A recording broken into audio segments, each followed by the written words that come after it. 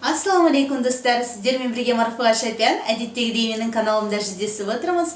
Міне Рамазан айын аяқтап, Аллаға шүкір, айт мерекесі де келіп қалды, жақын қалды. Сіздерді айт мерекесімен құттықтаймын. Бұл бір мұсылмандардың ең бір ұлық мейрамдарының бірі. Енді сіздерге бүгін айт мерекесінде жалпы айт күні істелетін 8 амал туралы айтып бермекшімін.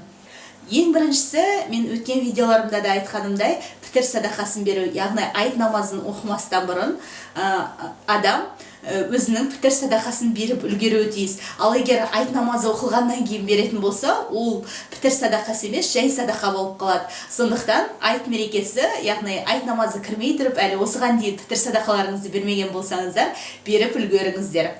Екінші істелетін амал ол айт намазын оқу. Яғни айт намазын оқу бұл уәжіп амал болып саналады. Сондықтан да пайғамбарымыз саллаллаху алейхи ва саллям ешқашан айт намазын қалдырмаған екен. Сондықтан да әр мұсылман өзі үйіне шығып айт намазын оқуға ниет етіп, мешітке барып жамағатпен айт намазын оқуы тиіс. Одан кейінгі бір амал ол тәкбір айту. Айт күні әр мұсылман барынша тәкбір айтып Алланы зікір етуі тиіс.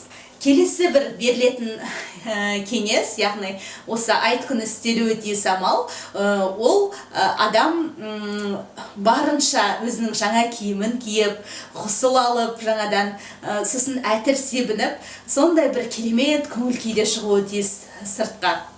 Тіпті кезінде ғалымдарымыз, ғұламаларымыз да осылай барын киіп сәнденіп шығатын болған екен айт күні.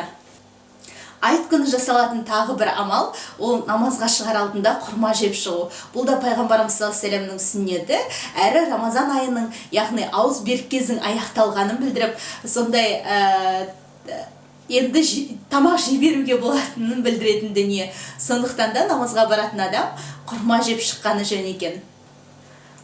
Айт күні істелетін тағы бір амал, ол адамдардың, мұсылмандардың қуанышта, шаттықта жүруі, яғни көңіл күйлері көтеріңкі болуы қажет екен. Өйткені жаңада айтып кеттім басында да, бұл біздің ең бір ұлық мейрамымыз. Сондықтан да бұл күні ренжісуге, бұл күні көңілді түсіруге еш қалай болмайды.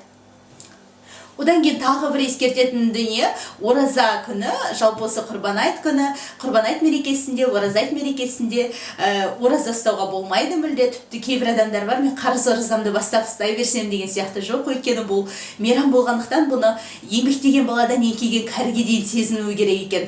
Сондықтан дәл осы күні ораза ұстауға мүлде болмайды. Ал ең соңғы айтатын 5-ші амал ол мұсылмандар бұл күні бір-бірін құттықтау қажет екен. Яғни осы мерекенің келгенімен құттықтап, ренжіскендер бір-бірін кешірісіп, сондай бір әдемі күйге түсуі қажет. Міне осы сіздерге айтқым келгені. Айт мерекелеріңіз тағы да құтты болсын. Егер қандай да бір сұрақтарыңыз болса, осы видеоның астына жазыңыздар комментарийде. Мүмкіндігімше жауап беруге тырысам. Және мына төменде көрсетілген инстаграмыма да жазылып қойыңыздар. Өйткені ол жақта да пайдалы ақпараттармен бөлісемін иншалла. Ал каналымда келесі кездескенше аман сау болыңыздар.